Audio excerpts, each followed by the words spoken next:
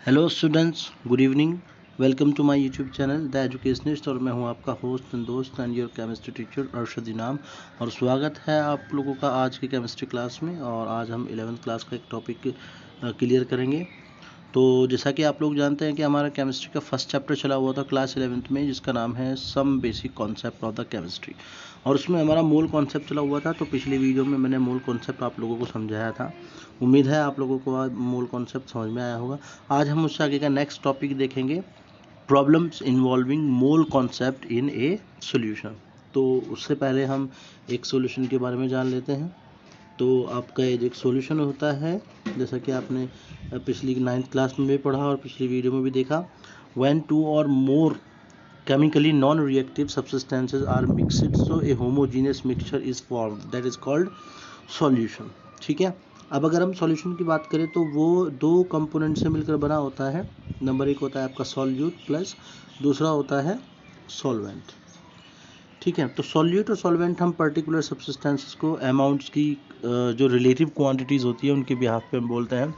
जैसे किसी भी सॉल्यूशन में जो कंपोनेंट लेसर क्वांटिटी में होगा वो आपका सॉल्यूट कहलाएगा और जो ज़्यादा क्वांटिटी में होगा वो आपका सॉल्वेंट कहलाएगा। अब सॉल्यूट और सॉल्वेंट के रिलेटिव अमाउंट्स के ऊपर हम ही वो करते हैं। तो आपका जो सॉल्वेंट हो सकता है वो एक ही रहता है हमेशा, और जो सॉल्यूट है वो बदल सकते हैं। जैसे अगर किसी एक ग्लास ऑफ वाटर के अंदर हमें 8 टीस्पून ऑफ शुगर डालें तो वहाँ पर जो वाटर होगा वो सॉल्वेंट है, क्योंकि उसकी क्वांटिटी ज़्यादा है। सॉल्यूट आपका शुगर हो जाएगा। तो ये आपका बाइनरी सॉल्यूशन कहलाएगा। बाइनरी सॉल्यूशन वो होता है जिसमें सिर्फ दो कंपोनेंट होते हैं। ठीक है। उसके बाद अगर हम उसमें थोड़ा सा 8 टीस्पून नमक डाल दें, सॉल्ट डाल दें, तो वो आपका टर्नरी हो जाएगा। ठीक है। टर्नरी सॉल्यूशन कहलाएगा क्योंकि उसमें एक सॉल्वेंट और दो सॉल्यूट होता है। और अगर उसमें 3 सॉल्वेंट हो जाए, मतलब मैं उसमें अगर लेमन जूस भी ऐड कर दूं, तो वहाँ पर वो सॉल्यूशन आपका क्वार्टनरी कहलाएगा, क्योंकि वहाँ पर शुगर, सॉल्ट और लेमन जूस 3 सॉल्यूट है और वाटर वहाँ पर क्या है, सॉल्वेंट है। तो आज हम जो मोल कॉन्सेप्ट है वो सॉल्यूशंस के केस में हम यहाँ पर देखने वाले हैं। तो वीडियो को स्किप ना करते हुए पूरी वीडियो देखिएगा, अच्छे से समझ में आएगा आप लोगों को। So without wasting the time let's start. तो a solution is defined as a homogeneous mixture of two or more chemically non-reacting substance। बेटा उनका नॉन रिएक्टिंग होना बहुत ज़रूरी है, क्योंकि वो दोनों चीज़ें सॉल्यूट और सॉल्वेंट आपस में रिएक्शन करके कोई कंपाउंड बना सकते हैं, तो वो आपका सॉल्यूशन नहीं कहलाएगा। ठीक है। उसके बाद सॉल्यूशन के अंदर दो कंपोनेंट होते हैं जो बाइनरी कहलाता है। एक सॉल्वेंट होता है जो लार्जर अमाउंट में प्रेजेंट रहता है, और सॉल्यूट होता है जो स्मॉलर क्वांटिटीज़ में रहता है। अब सॉल्यूशंस के अंदर आपकी जो amount, relative amount of solute या सॉल्वेंट होती है, उसको हम एग्जैक्टली अगर मेज़र करें तो उसको हम कहते हैं बेटा कॉन्सेंट्रेशन ऑफ ए सॉल्यूशन। तो कॉन्सेंट्रेशन ऑफ सॉल्यूशन को हम अलग अलग तरीक़ों से एक्सप्रेस कर सकते हैं। डिफरेंट साइंटिस्ट ने अलग अलग मेथड यूज़ किए हैं। सो स्टार्ट करते हैं। सबसे पहला मेथड है आपका मास परसेंटेज या wait percentage. So mass percentage of a solute in a solution is the mass of the solute in grams present in 100 gram of the solution। तो जिस भी कंपोनेंट का मास परसेंट निकालना होता है उसका मास हम ऊपर रखते हैं और पूरे सॉल्यूशन का मास नीचे रखते हैं और मल्टीप्लाई कर देते हैं उसको 100 से, तो उसका आपका मास परसेंटेज आ जाएगा या वेट परसेंटेज आ जाएगा। इसको W/W से रिप्रेजेंट करते हैं, क्योंकि ऊपर वाले कंपोनेंट का भी हमें मास देना है और नीचे वाले सॉल्यूशन का भी मास देना है। दूसरा मेथड है आपका द स्ट्रेंथ। तो स्ट्रेंथ को हम बेसिकली ग्राम पर लीटर कॉन्सेंट्रेशन कहते हैं। The strength of a solution is defined as the amount of solute in grams per litre of the solution. तो ग्राम पर लीटर या ग्राम डेका क्यूबिक मीटर से हम इसको एक्सप्रेस करते हैं। ठीक है। यहाँ पे इसका फॉर्मूला दिया हुआ है, स्ट्रेंथ इज इक्वल टू हो जाएगा mass of the solute in gram या upon volume of the solution in litre. ठीक है, ये इसकी स्ट्रेंथ हो जाएगी। उसके बाद हम देखते हैं नंबर 3 मोलैरिटी। तो बेटा ये बहुत इंपॉर्टेंट टर्म है जो इस चैप्टर्स के अलावा दूसरे चैप्टर्स में भी यूज़ किया जाता है। So the molarity of a solution is defined as the number of moles of the solute present in the litre या deca cubic centimetre of the solution. इसको कैपिटल M से रिप्रेजेंट करता है और इसका फॉर्मूला हो जाएगा molarity is equal to number of moles of the solute upon volume of the solution in litre. तो नंबर ऑफ मोल्स हमें ऊपर रखने हैं और वॉल्यूम ऑफ सॉल्यूशन नीचे रखना है। अब अगर उसने न्यूमेरिकल के अंदर नंबर ऑफ मोल डायरेक्ट दिए हुए हैं तो हम वॉल्यूम को लीटर में कन्वर्ट करके उसको कैलकुलेट कर सकते हैं, या फिर अगर उसने अमाउंट वहाँ पर दिया है तो उस अमाउंट से हमें नंबर ऑफ मोल्स कैलकुलेट करने पड़ेंगे उस सॉल्यूट के। तो इस फॉर्मूले से हम निकाल सकते हैं मास of the solute upon molar mass of the solute. इस तरह से हम नंबर ऑफ मोल्स कैलकुलेट कर सकते हैं। इसके बाद नेक्स्ट हमारा टॉपिक रहेगा मोलैलिटी। तो molality of a solution is defined as the number of moles of the solute dissolve in the 1 kg और 1000 ग्राम ऑफ द सॉल्वेंट, और इसको स्मॉल m से रिप्रेजेंट करते हैं। तो यहाँ पर बच्चे अक्सर कंफ्यूज हो जाते हैं। चलिए मैं आपको बता देता हूँ। एक कॉन्सेप्ट आपका होता है मोलैलिटी, जैसा कि अब हम देख रहे हैं, तो इसको स्मॉल m से रिप्रेजेंट करते हैं। दूसरा आपका होता है, जैसा कि हमने ऊपर पढ़ा, मोलैरिटी, तो इसको हम कैपिटल M से रिप्रेजेंट करते हैं। दोनों चीज़ें सेम है, नंबर ऑफ मोल्स ऊपर है, बस नीचे हम मोलैलिटी में मास ऑफ द सॉल्वेंट देते हैं kg के अंदर। ठीक है, ये फॉर्मूला दिया हुआ है। Next normality. तो the normality of a solution is defined as the number of gram equivalent of the solute present in a litre of the solution, इसको कैपिटल N से रिप्रेजेंट करते हैं। इसका फॉर्मूला हो जाएगा normality is equal to gram equivalent of the solute upon volume of the solution in litre. तो किसी भी न्यूमेरिकल में हमें नॉर्मेलिटी कैलकुलेट करने के लिए पहले सॉल्यूट के ग्राम इक्विवेलेंट को कैलकुलेट करना होगा। अगर उसने डायरेक्टली दिया है तो बहुत अच्छी बात है, और अगर नहीं दिया है तो हमें उसको कैलकुलेट करना होगा। किसी भी पर्टिकुलर सब्सटेंस का नंबर ऑफ ग्राम इक्विवेलेंट निकालने के लिए ये फार्मूला यूज़ होता है, मास of the solute in grams, जो भी गिवन में है, और उसको डिवाइड करते हैं equivalent mass of the solute से। अब हर एक सब्सटेंस का इक्विवेलेंट मास अलग होता है, तो हम एसिड, बेस या सॉल्ट अलग अलग तरीके से उनको कैलकुलेट कर लेते हैं। अगर वहाँ पर एसिड दिया हुआ है तो हम इक्विवेलेंट मास इस फॉर्मूले से कैलकुलेट करेंगे, equivalent mass of an acid और molecular mass of the solid upon basicity. Acid अगर बेस दिया हुआ है तो इस फॉर्मूले से molecular mass of the base upon acidity. अगर सॉल्ट दिया हुआ है तो equivalent mass of the salt हो जाएगा molecular mass of the salt और total positive valency of metal atom. अब यहाँ पर बेटा दो चीज़ें यूज़ हुई हैं, बेसिसिटी और एसिडिटी। तो बेसिसिटी हम जब सुनते हैं तो हमारे माइंड में इमेजिनेशन होती है एक बेस की, एसिडिटी से किसी एसिड की होती है, लेकिन यहाँ पर ऐसा नहीं है। जो बेसिसिटी टर्म है वो यूज़ किया जाता है एसिड के लिए, और जो एसिडिटी टर्म होगी वो यूज़ किया जाएगा किसी भी बेस के लिए। चलिए जल्दी से इनको भी हम डेफिनेशन देख लेते हैं ताकि आप इनको कैलकुलेट करना सीख जाएं अच्छे से। तो basicity is the number of displaceable या replaceable hydrogen ion present in one molecule of the acid. ठीक है, फॉर एग्जांपल HCl एक हाइड्रोजन आयन प्रोड्यूस करता है तो उसके लिए 1 होगा, H2SO4 2 प्रोड्यूस करता है तो उसके लिए 2 होगा, H3PO4 का आयनाइजेशन करेंगे तो 3 हाइड्रोजन वो आयन्स के रूप में देगा, तो यहाँ पर इसकी बेसिसिटी 3 हो जाएगी। इसी तरह से बेसिस के लिए यूज़ करते हैं एसिडिटी। तो acidity is the number of displaceable hydroxide ion present in one molecule of a base. For example NaOH के लिए 1 होगी, कैल्शियम हाइड्रोक्साइड के लिए 2 होगी, और अगर हम बात करें एल्यूमिनियम ट्राई हाइड्रोक्साइड के लिए तो इसके लिए 3 हो जाएगी। तो हम इस तरह से कैलकुलेट कर सकते हैं, पहले उसका इक्विवेलेंट मास कैलकुलेट करना होगा, फिर नंबर ऑफ ग्राम्स कैलकुलेट करने होंगे, और उसको मेन फार्मूले में रख के वॉल्यूम ऑफ द सॉल्यूशन पर लीटर से डिवाइड करना होगा, तो किसी भी सॉल्यूशन की नॉर्मेलिटी कैलकुलेट हो जाएगी। इसको कैपिटल N से रिप्रेजेंट करते हैं। ठीक है, अगर वीडियो आपको पसंद आ रहा हो तो इस वीडियो को लाइक करें, शेयर करें, और मेरे चैनल को सब्सक्राइब करना ना भूलें। नेक्स्ट हमारी जो कॉन्सेंट्रेशन मेथड है वो है मोल फ्रैक्शन। ये भी बहुत इंपॉर्टेंट होती है। The mole fraction of any component in a solution is equal to the number of moles of the component divided by the total number of moles of all the components present in the solution. किसी भी solution के अंदर 2 या 2 से ज़्यादा components हैं, तो जिस कंपोनेंट का मोल फ्रैक्शन कैलकुलेट करना है उसके नंबर ऑफ मोल्स को जितने भी कंपोनेंट सॉल्यूशन के अंदर हैं उनके नंबर ऑफ मोल्स के सम से डिवाइड कर लेते हैं। मान लीजिए हमारे पास कोई बाइनरी सॉल्यूशन है, उसके अंदर आपका A1 और 2 कंपोनेंट हैं, ठीक है, और N1 मान लीजिए आप पहले सॉल्यूशन के नंबर ऑफ मोल्स हैं, और N2 मान लीजिए दूसरे सॉल्यूशन के नंबर ऑफ मोल्स हैं। तो X2 यानी कि X से रिप्रेजेंट करता है मोल फ्रैक्शन को, इज इक्वल्स टू हो जाएगा N2 upon N1 plus N2। अब कंपोनेंट 2 का मोल फ्रैक्शन निकाल रहे हैं, तो जिसका निकाल रहे हैं हम उसको ऊपर रखते हैं, और सॉल्यूशन के अंदर 2 कंपोनेंट हैं उनके नंबर ऑफ मोल्स का सम इससे डिवाइड करना होता है। यहाँ पर फॉर्मूले दिए हुए भी हैं, ये आपका कंपोनेंट 2 के लिए है, ये कंपोनेंट 1 के लिए है। अगर 2 सॉल्यूशन है तो एक का कंपोनेंट का अगर आपको मोल फ्रैक्शन पता है तो दूसरे का आप 1 में से माइनस करके कैलकुलेट कर सकते हैं। यहाँ पर दिया हुआ भी है, बहुत इंपॉर्टेंट पार्ट है।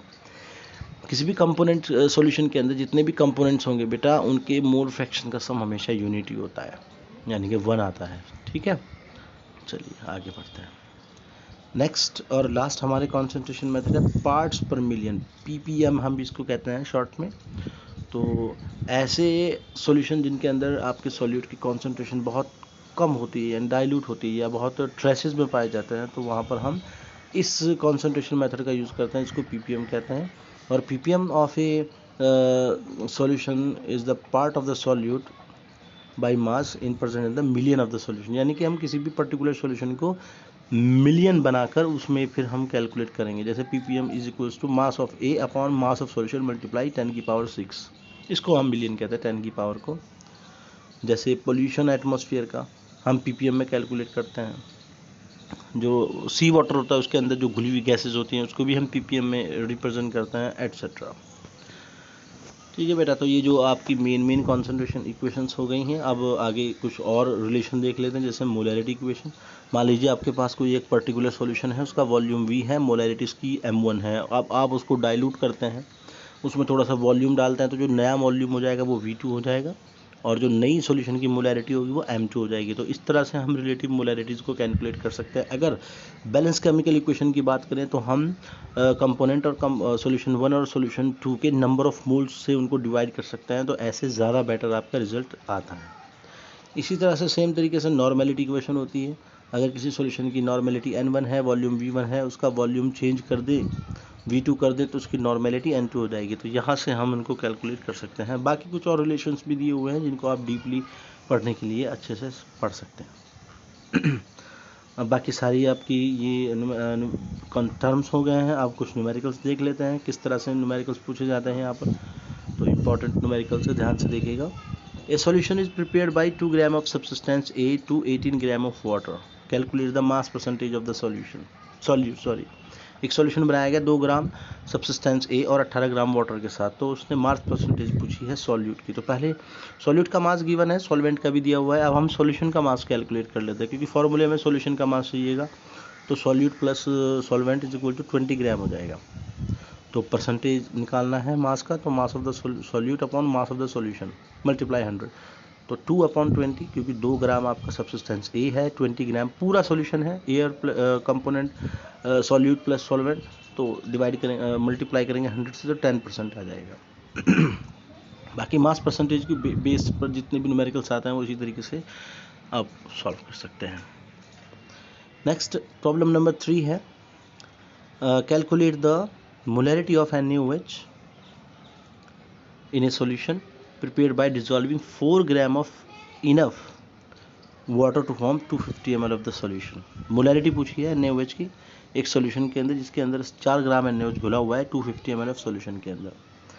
तो मोलैरिटी कैलकुलेट करने के लिए आप देख सकते हैं, आप हमें नंबर ऑफ मोल चाहिएंगे और वॉल्यूम चाहिएगा लीटर में। तो हम नंबर ऑफ मोल्स निकालेंगे with the help of this formula. Given mass 4 ग्राम है, मोलर मास 40 ग्राम होता है, तो 0.1 मोल इसका नंबर ऑफ मोल आ जाएगा। और वॉल्यूम आपका 250 ml दिया है, इसको लीटर में कन्वर्ट करेंगे 1000 से डिवाइड करके, तो 0.0250 आ जाएगा। फॉर्मूले में रखेंगे ऐसे, तो आपका 0.4 मोलर आंसर आ जाएगा, या मोल पर लीटर भी आप इसको कह सकते हैं। नेक्स्ट क्वेश्चन भी बहुत अच्छा है, देखिए। ए solution of oxalic acid is prepared by dissolving 0.63 gram of the solution in 250 cubic centimetre of the solution. Cubic centimetre आपके ml को कहते हैं। Calculate the molarity, normality etcetera. यहाँ पे दोनों चीज़ें उसने पूछ लिया। तो सबसे पहले मोलैरिटी कैलकुलेट करते हैं। तो पहले मोलर मास निकाल लेते हैं। ऑक्सैलिक एसिड का फॉर्मूला दिया हुआ है 126 होता है। अब 0.63 gram of the oxalic acid, 0.63 upon 126, यहाँ पे नंबर ऑफ मोल हमने कैलकुलेट कर लिया, 0.005 आ जाएंगे। इस फॉर्मूले से हमने कैलकुलेट किया, जैसे पीछे भी हमने देखा। उसके बाद वॉल्यूम 250 क्यूबिक सेंटीमीटर है या ml है, उसको डिवाइड करेंगे 1000 से, तो ये आपका इतना लीटर आ जाएगा। अब फॉर्मूले में नंबर ऑफ मोल्स और वॉल्यूम ऑफ द सॉल्यूशन रख दीजिए आप, तो कैलकुलेट करने के बाद आंसर आएगा 0.02 मोल पर लीटर, या 0.02 खाली मोलर भी आप कर सकते हैं। दूसरे पार्ट में उसने पूछा है नॉर्मेलिटी। तो नॉर्मेलिटी मैंने आपको पीछे डिस्क्रिप्शन मोड में समझाई, उम्मीद है आपको समझ में आया होगा। सबसे पहले आप मेन फार्मूला देखिए, normality of the solution is equals to होता है gram equivalent of the solute upon volume of the solution in litre. तो हमें ये चीज़ें पहले कैलकुलेट करनी होगी। इक्विवेलेंट ऑक्सैलिक एसिड का, अब देखिए ऑक्सैलिक एसिड का फॉर्मूला देखिए आप, इसमें 2 हाइड्रोजन होते हैं रिप्लेसेबल। तो molecular mass of the oxalic acid का 126 है, ये एक एसिड है, इसकी बेसिसिटी 2 हो जाएगी तो 63 आ जाएगा।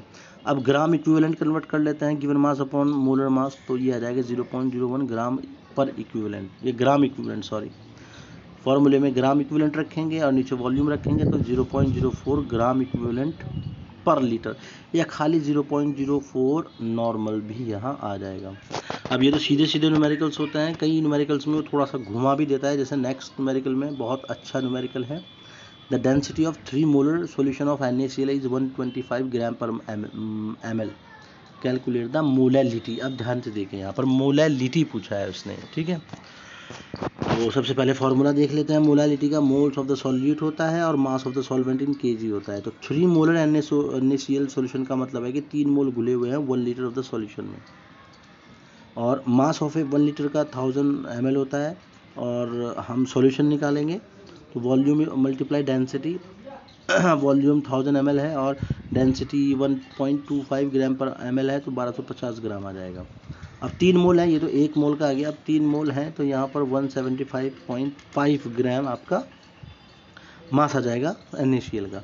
अब मास ऑफ सॉल्वेंट निकाल लेते हैं, 1250 ml माइनस ग्राम माइनस 175.5 ग्राम, तो 1.075 किलोग्राम ये सॉल्वेंट का मास आ गया किलोग्राम में। अब फॉर्मूला देखिए क्या है, नंबर ऑफ मोल्स हमने यहाँ रख दिया, मास ऑफ सॉल्वेंट रख दिया और कैलकुलेट कर लिया, तो 2.79 मोलल या मोल पर kg, या स्मॉल m आप खाली लिख सकते हैं। बाकी ये भी डेंसिटी से संबंधित है, ये वाला न्यूमेरिकल आपको यहाँ देख सकते हैं, सॉल्यूशन दिया हुआ है, कैसे किया उसने इसको आप कर लीजिएगा। प्रॉब्लम नंबर 6 भी आप देख लीजिएगा। इसके अलावा यहाँ पर कुछ न्यूमेरिकल दिए हैं प्रैक्टिस के लिए, आप इनको अच्छे से देख लीजिएगा और सॉल्व करने की कोशिश कीजिएगा। नीचे इन सब के यहाँ आंसर्स भी दिए हुए हैं और नीचे कुछ हिंट्स भी दिए हुए हैं। तो उम्मीद है आपको वीडियो पसंद आई है, तो अगर आपको वीडियो पसंद आई होगी तो उसको वीडियो को लाइक करें, आपके जो स्टूडेंट्स हैं दोस्त और जो आपके क्लासमेट हैं और जो ज़रूरतमंद हैं उनको ये वीडियो शेयर कीजिएगा, और मेरे चैनल को सब्सक्राइब भी कीजिएगा ताकि आपको फ्यूचर में आने वाली जितनी भी दूसरी वीडियोस हैं उनके नोटिफिकेशन सबसे पहले मिल सके। और सेपरेट प्लेलिस्ट बनाई हुई है मैंने यूट्यूब चैनल पे, जहाँ पर आप लोगों को क्लास 12 की केमिस्ट्री के और भी ट्यूटोरियल वीडियोस मिल जाएंगे। तो आज के लिए इतना ही, मिलेंगे नेक्स्ट वीडियो में। तो तब तक के लिए टाटा बाय बाय, ध्यान रखिए अपना, सेफ रहिए, स्वस्थ रहिए और अपना और अपनों का ख्याल रखिए। Now this is your host and दोस्त and your chemistry teacher Arshad Inam, taking signing off. Thank you and have a nice day. Thank you all.